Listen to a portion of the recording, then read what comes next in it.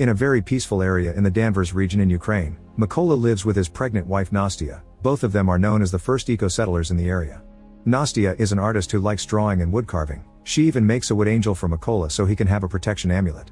Mykola is a mathematician, physicist, and ecologist that teaches at the local school, which he travels to on his bicycle.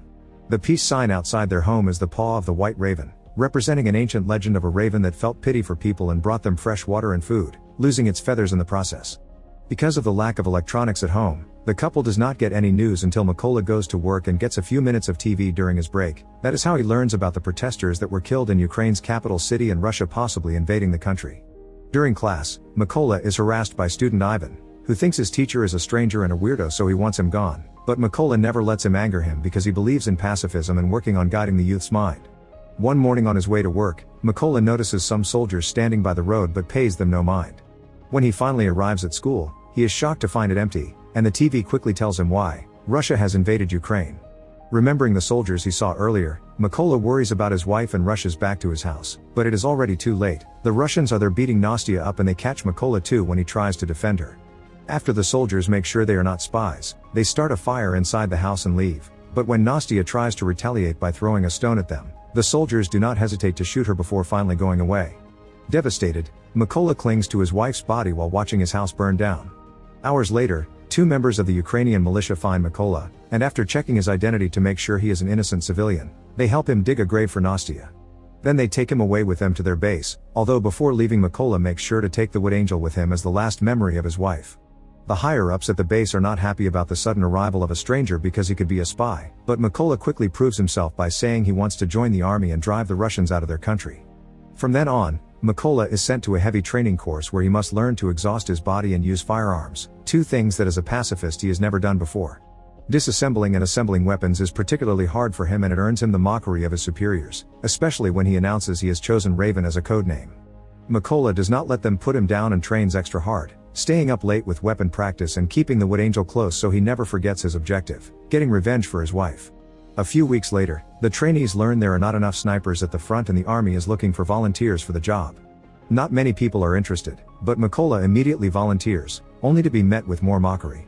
Still not willing to give up, Mykola takes a challenge to prove himself. He disassembles and reassembles an AK-47 while blindfolded in under 20 seconds, finally earning everyone's respect. They also start calling him Raven as he wanted. The theoretical part of sniper training comes easily to Mykola thanks to his knowledge of mathematics and physics, being able to do calculations faster than the teachers themselves. He is also excellent at following the number one rule, which is keeping absolutely still and quiet, even when an instructor shoots at the ground near him. Unfortunately, he does not do well when it comes to the actual shooting because for some reason, they have given him a different weapon from everybody else, the kind of firearm that is not apt for war sniping. Whenever Mykola points this out, he is told to deal with it. Once again, Mykola refuses to give up and makes a plan to prove what he can do. The last sniper test is during the night, and the trainees must shoot as soon as a flare shot by the instructor gives them enough light around their subjects. However, Mykola does not shoot yet. He uses the light to calculate the distance, and once the exam is over, then he shoots under complete darkness and hits the target exactly in the center, something nobody else managed. This allows Mykola to graduate with the highest score and ends up being assigned to a first-class unit. For his first mission, Mykola and his fellow snipers must free an important checkpoint that has been captured by the Russians. The team successfully sneaks into the area without being detected and each sniper gets assigned a target, but when they are about to shoot, they must pause the plan because a civilian car approaches the checkpoint. The Russian soldiers make the two civilians come out and hand in their passports, refusing to give them back when they ask the couple to leave. The man makes a scene as he demands to be given his things back, causing the Russian soldiers to respond with violence. Mykola's team notices this and immediately attacks, killing every soldier with quick efficient shots, including the guy that tries to hold the civilian woman hostage. Once the mission is over, the team hangs the Ukrainian flag to retake control of the checkpoint. When they return to base, Mykola hears his fellow newbies have left on a different mission, so he uses this moment of downtime to visit the school he used to work at, finding himself deeply moved by the desolate sight of the dusty classrooms. The next day, when the other team comes back, Mykola is hit by the hardest of news. One of his friends has died at the hands of an enemy sniper. This adds to the list of reasons why Mykola wants to get revenge. For the next mission, Mykola's team hides a bunch of explosives on trees behind leaves before they hide in the grass while waiting for their enemy to show up. When the Russian soldiers appear in the forest as reports had anticipated, Mykola hesitates to shoot because he sees something he cannot believe. Ivan has joined the Russian army and is coming this way with the rest of their enemies.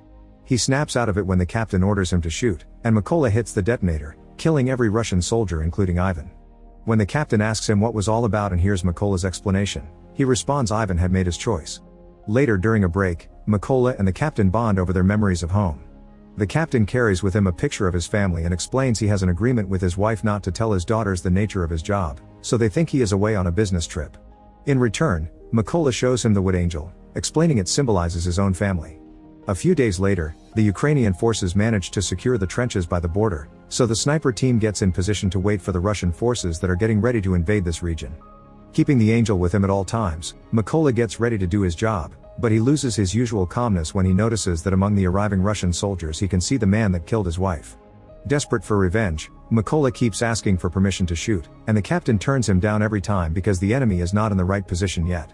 Eventually Mykola gets tired of waiting and shoots anyway, hitting the soldier but also giving away their location to a hidden enemy sniper that immediately retaliates and kills the captain.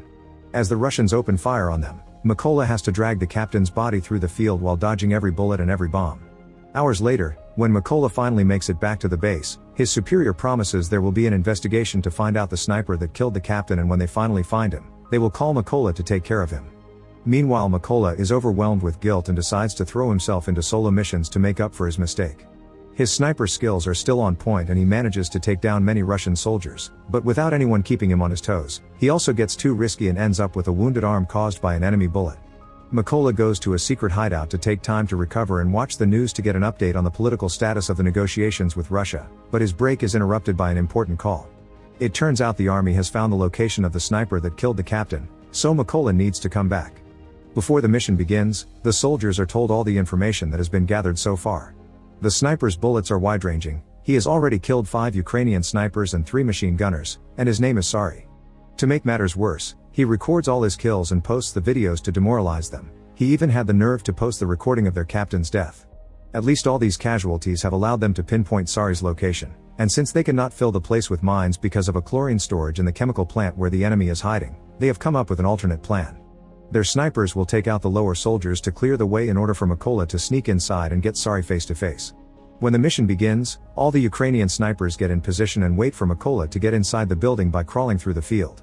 The first soldier he finds is the other man that had attacked his home and still remembers Mykola, saying he should have killed him the first time. After killing him with one quick and satisfying shot, Mykola gives his teammates the okay to attack, prompting all the Ukrainian snipers to fire at the same time and managing a sweep of the area without raising any alerts. There are only 2 Russian snipers left, including Sari. They do not notice there is something wrong until they stop receiving messages over the comms and go to check on their fellow soldiers, finding them all dead. While Mykola uses the chance to get deeper into the building unnoticed, Sari calls for backup and sends the other soldier to keep watch before he returns to his spot, where he is surprised to see a little wood angel.